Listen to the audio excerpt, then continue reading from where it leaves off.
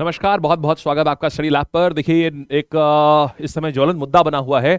8 Indian navy officers को arrest कर लिया गया है और अरेस्ट के साथ साथ अरेस्ट तो इनको पिछले साल किया गया था, अब इनको सजाए मौत सुना दी गई है। जी हाँ, इनको सजाए मौत सुना दी गई है और ये 8 फॉर्मर इंडियन नेवी ऑफिसर्स हैं। ये तो इनको डेथ पेनल्टी दी गई है अभी इनको।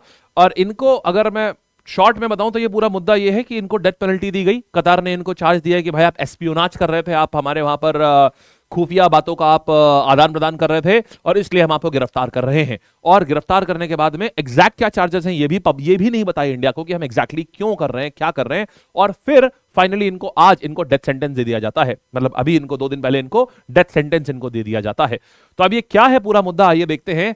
सबसे पहले समझिएगा, जैसी एमईओ को ये बात पता चली तो एमईए का क्या कहना है। एमईए का कहना है कि हाँ भाई, हमको ये बात पता चली कि ऐसे ऐसे डेथ सेंटेंस दिया गया है और हमारे लिए बड़ा शॉकिंग था, because even MEA is not able to believe कि एक कतर जैसा कंट्री, एक रिस्पॉन्सिबल कंट्री, भारत जैसे बड़े देश के साथ में, भारत देश के बड़े देश के नागरिकों के साथ में सीधा डेथ सेंटेंस दे सकता है, जबकि हमारा इतना स्ट्रांग एलाय है। ये क्या हुआ, क्यों हुआ, इन सारी बातों को हम एक्सप्लोर करेंगे। तो देखिए, सबसे पहले ये हमारे पास ऑफिसर्स क्या है। ये 8 फॉर्मर इंडियन नेवी के ऑफिसर्स हैं। ये इनके नाम आप देख पा रहे हैं: captain Navtej Singh Gill, captain Saurabh Vashisht, commander Purnendu Tiwari, captain Virendra Kumar Verma. ऐसे करके ये 8 फॉर्मर इंडियन नेवी ऑफिसर्स थे। ये एक वहां पर कतार में एक कंपनी के लिए काम करते थे जिसका नाम था अल दहरा। अब ये अल दहरा क्या है? अल दहरा एक फॉर्मर ओमानी एयरफोर्स का एक ऑफिसर था, उसकी कंपनी है ये। माने ओमान में एक एयरफोर्स ऑफिसर था, अब वो एयरफोर्स में नहीं था, वो छोड़ चुका था एयरफोर्स। उसने एक अपनी डिफेंस कंपनी खोली। उस डिफेंस कंपनी में वो एक सबमरीन बनाने का काम कर रहे थे, वो एक कंसल्टेंसी थी उसकी। तो ये लोग एक सबमरीन बनाने का काम कर रहे थे। ये सारे के सारे लोग उसी जगह पर थे। तो अभी पिछले साल क्या हुआ, इनको वहीं उसी कंपनी के लिए लोग काम करते थे और इनको गिरफ्तार कर लिया गया। बोला कि भाई देखिए, आप पक्का यहां पर कुछ ना कुछ स्पाई कर रहे हैं और आपको गिरफ्तार कर लिया जाता है। यहां पर गिरफ्तारी उस ओमानी व्यक्ति की भी होती है, उस पर्टिकुलर ये जो उनका ओनर था, उस ओमानी कंपनी का जो ओनर था, उसकी भी गिरफ्तारी होती है, लेकिन उसको बाद में छोड़ दिया जाता है। लेकिन भारतीयों को यहां पर नहीं छोड़ा जाता है। अब क्या होता है और एलिगेशन क्या लगाई जाती है?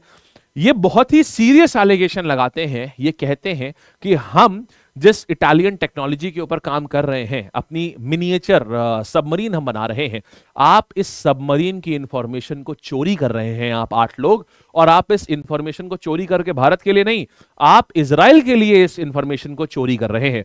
यह मुद्दा बहुत ही सेंसिटिव टाइम पर आया है, जिस टाइम पर इंडिया इजराइल को सपोर्ट कर रहा है उसके वॉर एफर्ट्स में। उस टाइम पर इंडियंस के लिए ही यह आया है कि आप इजराइल के बिहाफ के ऊपर आप स्पाई कर रहे हैं। तो अब इसने इंडिया को एक ऐसे मोड़ पे लाके खड़ा कर दिया है कि अगर वो उनके लिए, उनकी रिहाई के लिए बार बार बोल रहा है, उनके ऊपर इजराइल की ही सहायता करने का चार्ज लगाए कि आप इजराइल की वजह से, आप इजराइल के लिए ही ये जो आप खुफिया काम कर रहे थे, आप उन्हीं के लिए स्पाई कर रहे थे, आप उन्हीं के लिए ये सारे काम आपने करे। और दूसरी तरफ इंडिया ऑलरेडी इजराइल को सपोर्ट भी कर रहा है। तो ये भारत के लिए भी बड़ी एक फिक्स की सिचुएशन आ गई कि हम इसमें करें तो करें क्या, और उनको उधर सजाए मौत सुना दी गई है। इसी के साथ साथ उनको सॉलिटरी कंफाइनमेंट में रखा गया। सॉलिटरी कंफाइनमेंट एक बहुत ही इनह्यूमन और बिल्कुल किसी भी ह्यूमन राइट्स कि दृष्टिकोण से ये बहुत ही ज्यादा गलत होता है, क्योंकि यहां पर व्यक्ति ना तो सही से खड़ा मुड़ सकता है, ना तो सो सकता है सही से। ये बहुत ही टॉर्चरस होता है और हमेशा ह्यूमन राइट्स में कभी भी इसको सॉलिटरी कंफाइनमेंट को सही नहीं मानते। और यहां पर इन्होंने सभी लोगों को सॉलिटरी कंफाइनमेंट दिया हुआ है। तो ये है आपका एलिगेशन इस समय जो इन्होंने करा हुआ है। अब आइए जरा एक बार चेन ऑफ इवेंट्स देखते हैं, समझते हैं हुआ क्या था। तो कहानी ये होती है कि अगस्त 2022 में यहां पर एक कंपनी में, एक ओमानी कंपनी होती है, एक ओमानी एयरफोर्स का एक व्यक्ति होता है। उसी कंपनी में 8 फॉर्मर इंडियन नेवी के लोग काम कर रहे होते हैं। कतार के पुलिस एंड जो खुफिया विभाग होता है वो आता है और वो उन सबको गिरफ्तार कर लेता है। बाद में ओमानी नेशनल को छोड़ देता है, उनको जाने देता है। भारत वाले लोगों को सबको रख देता है और इनकी बेल प्लिया सितंबर पिछले साल में रिजेक्ट कर दी जाती है। अब इनका ट्रायल शुरू होता है। ट्रायल इनका चलता रहता है। पहला ट्रायल होता है, सेकंड ट्रायल होता है, और इसके बाद में अक्टूबर 2023 में फाइनली क्या होता है। और तब से हमें कॉन्सुल एक्सेस भी, उन लोगों को कॉन्सुल एक्सेस भी नहीं दिया जाता है। मतलब अगर वो चाहें कि वो इंडिया के एम्बेसडर से बात कर लें, ऐसा कोई भी एक्सेस उनको नहीं दिया जाता है। ये अपने आप में एक और वायलेशन है।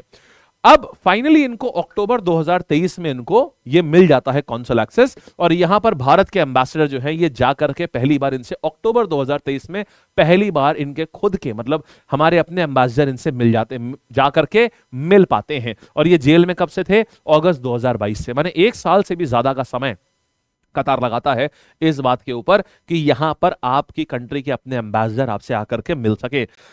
उसके बाद अभी खबर आती है नवंबर में, अभी हमारे अक्टूबर में खबर आती है कि इनको इवन कॉन्सुल जब मिल चुके हैं उसके बाद भी इनको सजाए मौत सुना दी है वहां के कोर्ट ने। अब देखिए इसको हम यहां पर दो बातें आती हैं, यहीं से हमें याद आता है कुलभूषण जाधव वाला केस। अगर आपको कुलभूषण जाधव का केस याद हो, इंटरनेशनल मुद्दे में देखिए कॉन्सल एक्सेस मिलने में काफी ज्यादा समस्या आती है अगर कंट्री थोड़ी रिजिड होती है। आपको याद होगा पाकिस्तान में जो कुलभूषण यादव का केस हुआ था, कुलभूषण जाधव ने इनको कॉन्सुल एक्सेस ही नहीं देने को तैयार था पाकिस्तान। कुलभूषण जाधव बार बार कहते रहे एटलीस्ट हमें कॉन्सुल एक्सेस तो दे दीजिए, हम भारत में अपने एम्बेसडर से तो बात कर पाए। इनको कॉन्सुल एक्सेस ही नहीं दिया, इनको दिया ही नहीं गया। बाद में जब इंटरनेशनल कोर्ट ऑफ जस्टिस से जब ये हार गए, तब जाकर के इंटरनेशनल कोर्ट ऑफ जस्टिस ने बोला कि भाई इनको तुरंत आप इनको कॉन्सुल एक्सेस दिलाइए, ये इनका राइट है। तो कुलभूषण जाधव केस में तो पाकिस्तान ने कई सालों तक नहीं दिया, यहां एटलीस्ट कतर ने यह है कि कॉन्सुल एक्सेस दे दिया। लेकिन कॉन्सुल एक्सेस देने के बाद भी हम देखते हैं कि कोई फायदा नहीं हुआ, क्योंकि उनको डेथ पेनल्टी दे दी गई है 8 इंडियन फॉर्मी ऑफिसर और 8 इंडियन नेवी ऑफिसर्स को। और बड़ी बात, इनके ऊपर क्या चार्जेस लगे हैं इसके बारे में कुछ भी नहीं बताया, चार्जेस पब्लिक ही नहीं करे, सिर्फ इतना बोल दिया ये स्पाई का इनके ऊपर चार्ज लगा है, एस्पियोनाज का इनके ऊपर चार्ज लगा है, और इसके अलावा कोई भी चार्ज नहीं बताया गया। अब बात करते हैं, अब आप एक प्रश्न हमारे सामने उठता है, क्या भारत इतना स्ट्रांग नहीं है कि अपने पोजीशन का इस्तेमाल करके कतर को दबा ले जाए और या फिर वहां डिप्लोमेटिक प्रेशर दबा दे, डिप्लोमेटिक प्रेशर लगा करके वहां से इन लोगों को निकाल सकता है?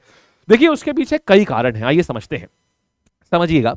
कतर की बात करें तो कतर, भारत और कतर के बीच में जो रिलेशन है 1973 से हमारे डिप्लोमेटिक रिलेशन उनके साथ में है। यहां पर हम उनसे बहुत सारा, हमारा यहां पर उनके पास में इकोनॉमिक, तो हमारे पास में काफी सारा ट्रेड उनके साथ में चलता है। अगर हम कोई भी चीज करते हैं तो हमारा ट्रेड हैविली डिसरप्ट हो सकता है। दूसरी चीज, कतर जिस लोकेशन में है वहां पर जितनी भी यहां पर ऑर्गेनाइजेशन ऑफ इस्लामिक रिपब्लिक वगैरह जो कंट्रीज हैं, अब फिर उन अगर हमारे कतर से रिलेशन स्ट्रेन होते हैं तो उसका मतलब ये भी है कि हो सकता है हमारे ऑर्गेनाइजेशन ऑफ इस्लामिक रिपब्लिक जो एक मुस्लिम नेशंस की एक बॉडी है, उनसे हमारे रिलेशन स्ट्रेन हो सकते हैं, जहां से हम अच्छा खासा ऑयल, पेट्रोलियम और ट्रेड हम ये सब वहां से चलाते हैं। तो हमारे पास एक बहुत बड़ी समस्या, हम ऐसी जगह के खड़े हुए हैं कि एक तरफ तो साहब क्या है, एक तरफ तो हमारे पास ये 8 हमारे भारतीय जवान हैं और दूसरी तरफ हमारे पास पूरा ट्रेड एंड कॉमर्स है, और सिर्फ ट्रेड ही नहीं और भी कुछ है। देखिएगा, दूसरा, बहुत सारे इंडियन मुस्लिम्स जो हैं ये कतर में रहते हैं। अगर भारत के प्रति भारत ने अगर थोड़ा भी डिप्लोमेटिक दबाव बनाने की कोशिश करी और अगर ये बात कतर मीडिया में आ जाती है या ये बात उछल जाती है या कतर का कोई स्पोक्स पर्सन इस बात को बोल देता है कि हम दबाव महसूस कर रहे हैं, तो वहां पर जो इंडियन मुस्लिम्स रह रहे हैं, भारत के जो मुस्लिम्स वहां पर रह रहे हैं, वो लोग प्रॉब्लम में आ सकते हैं। हो सकता है उनको पब्लिक आउटरीच फेस करना पड़ जाए, हो सकता है जहां जहां वो काम करते हैं हो सकता है उनको नौकरियों से निकाल दिया जाए, तो बहुत सारी नौकरियां छूट सकती हैं। और एक और सबसे इंपॉर्टेंट पार्ट ये आता है स्ट्रैटेजिक टाइज। आप ये समझिएगा, देखिए चाइना जो है वो भारत को काउंटर करने के लिए एक स्ट्रिंग ऑफ पर्ल्स जैसा बना रहा है। इसका मतलब क्या हुआ, जैसे देखिए ये भारत है, समझिएगा, जैसे देखिए ये अगर मैं भारत का मैप बनाऊं, एक रफ मैप अगर मैं भारत का बनाऊं, तो देखिएगा भारत में ये जैसे भारत का एक सदर्न पोर्ट मैंने आपको भारत का बनाकर दिखा दिया, पेनिनसुलर इंडिया बनाया। अब यहां पर देखिए, आपने देखा कि यहां पर हम्बनटोटा पोर्ट, यहां पर इसने इधर पोर्ट, यहां पर पोर्ट, यहां पर पोर्ट। तो चाइना क्या कर रहा है, यहां पर मलेशिया अभी आपने देखा मालदीव से इसके जो अभी नए प्रेसिडेंट आए हैं, इनसे भी ये प्रो चाइना प्रेसिडेंट है काफी ज्यादा। इन्होंने इवन इंडियन आर्मी को भी जाने के लिए बोल दिया, इंडियन आर्मी यहां नहीं रहेगी, ये काफी प्रो चाइना प्रेसिडेंट है। तो चाइना की पॉलिसी क्या है, ये स्ट्रिंग ऑफ पर्ल्स बना रहा है हमारे को पूरा सराउंड करने के लिए, इसको काउंटर करने के लिए, इसके स्ट्रिंग ऑफ पर्ल्स को काउंटर करने के लिए हम भी कुछ पोर्ट्स बना रहे हैं। और उनमें इधर का जितना भी हमारा वेस्टर्न पोर्ट है ना, वेस्टर्न साइड है, वेस्टर्न साइड में कतर का एक जो पोर्ट है, इसका नाम है आपका Duqm port. Duqm port of Qatar is a very very very important port. हम दुकुम पोर्ट को खतरे में डाल ही नहीं सकते। अगर हम कतर के दुकुम पोर्ट को अगर हम खतरे में डालते हैं तो हमारे पास ये जो चाइना ये जो स्ट्रिंग ऑफ पर्ल्स बना रहा है हमारे आसपास हमको सराउंड करने के लिए, ये चाइना इसमें सक्सीड हो जाएगा।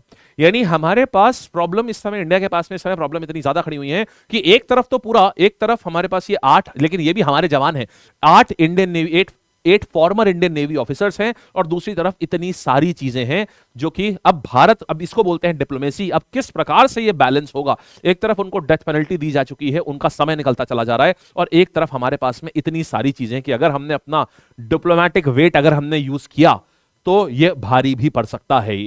तो ये है पूरा इशू। आप बताइए आपकी क्या राय है इस समय भारत में, भारत को क्या करना चाहिए, आपका क्या ओपिनियन है, इसको जरूर बताएं। और कैसा लगा ये पूरी चीज, आपको पूरा क्रक्स समझ आ गया, ये पूरा इशू इन न्यूज क्या है। ये हमारी एक छोटी सी कोशिश होती है कि जो भी issue in news, burning topics, जो भी बर्निंग इशू चल रहे हैं, इसको आप तक पहुंचाया जा सके, बहुत ही सिंपल भाषा में इसको आप तक पहुंचाया जा सके, ताकि आपको देश दुनिया में क्या चल रहा है, अपार्ट फ्रॉम आपके एग्जामिनेशन चीजों के अलावा देश दुनिया में क्या चल रहा है, आपको ये भी मालूम रहे। नमस्कार, थैंक यू सो मच, और जरूर देखते रहिए एसएससी लैब, और जरूर से बताइएगा कि भारत को इसमें क्या करना चाहिए, अपना ओपिनियन जरूर दीजिएगा। ठीक।